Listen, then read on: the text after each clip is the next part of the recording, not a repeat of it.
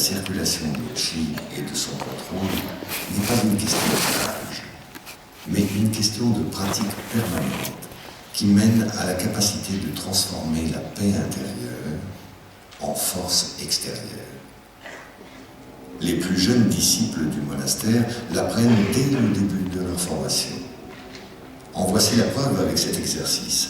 Un des jeunes élèves va fixer un simple bol sur son ventre, puis par la force de sa volonté et la concentration de son chi, personne d'autre que lui ne pourra l'enlever.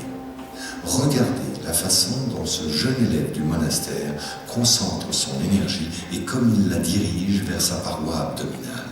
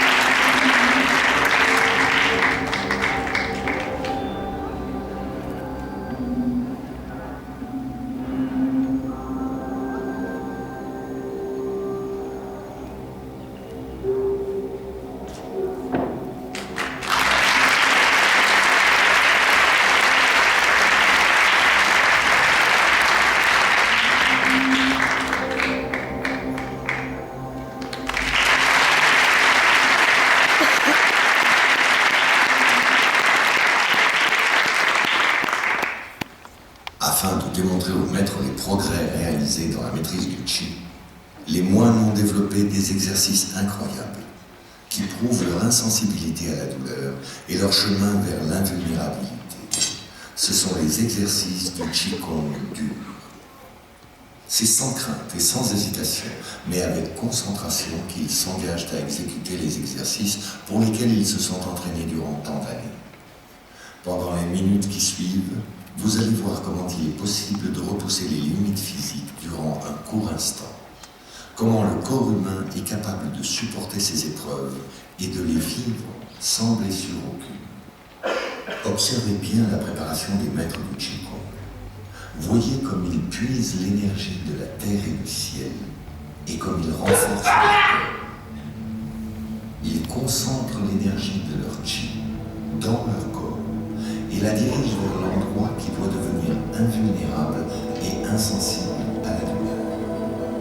Ils peuvent ressentir le moment où leur chi peut être utilisé de manière optimale. Ils décrivent ce phénomène comme une sorte de surdité à cet endroit précis du corps devenu invulnérable.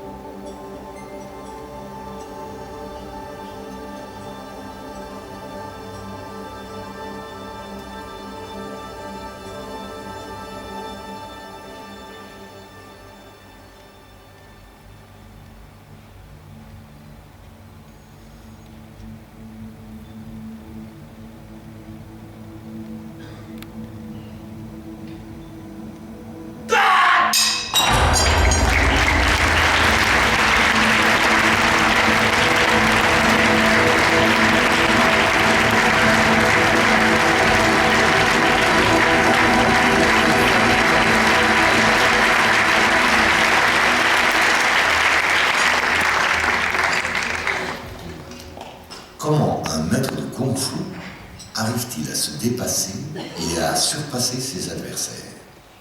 Il y a 3 conditions préalables qui permettent à un maître du Zen d'atteindre son but. Premièrement, une conception claire de ses actes. Deuxièmement, la détermination à les réaliser. Et troisièmement, les mener à bien. La vision, la détermination et la persistance sont 3 principes fondamentaux que nous nous devons d'appliquer. Il en est ainsi pour l'exercice suivant, qui est probablement un des plus spectaculaires. Un moine va lancer une aiguille à travers une vitre tout à fait normale. Pour ce faire, la vitesse de l'aiguille devra s'approcher de celle d'une balle, c'est-à-dire près de 200 km/h. Lors de l'impact, elle doit être parfaitement droite pour pouvoir la transpercer. Pour ce faire, le maître doit concentrer toute l'énergie de son chi dans sa main et dans l'aiguille.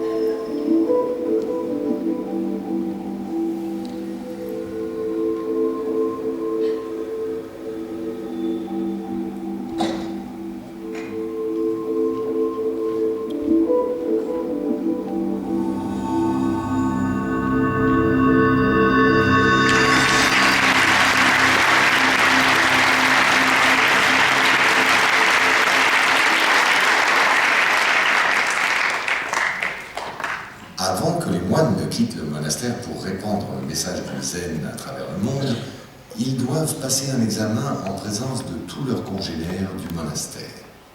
Ils doivent prouver à leur maître qu'ils ont acquis la parfaite maîtrise du chi par une démonstration de force puisée dans le calme intérieur.